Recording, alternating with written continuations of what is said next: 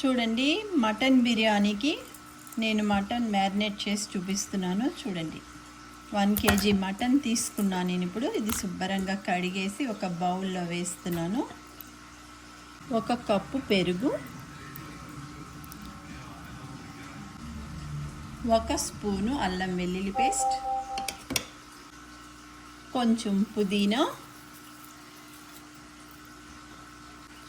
తరువాత fried onions, తరువాత ఉప్పు,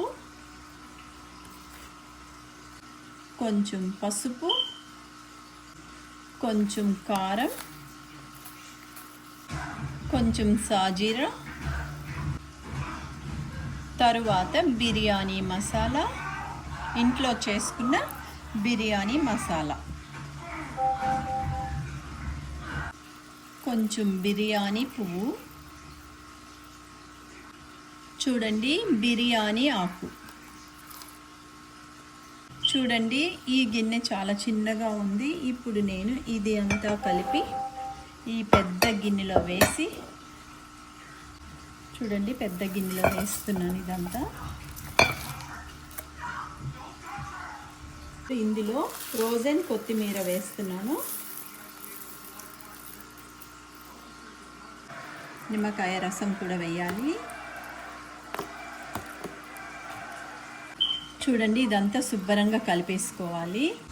చూడండి, మ్యారినేట్ అంతా చేశాను. కొంచెం నూనె కూడా వేయాలి దీంట్లో. ఇప్పుడు శుభ్రంగా ఇదంతా కలిపేసుకొని ఒక 2 hours మనం మ్యారినేట్ చేసుకొని, మటన్ మ్యారినేట్ అయిపోయింది కదా. ఇప్పుడు మీకు మటన్ మ్యారినేట్ ఎలా చేయాలో చూపించాను. బిర్యానీ కూడా తర్వాత చూపిస్తాను. ఇట్లా 2 గంటలు నానబెట్టేసుకోవాలి. తర్వాత మనం బిర్యానీ చేసుకోవాలి.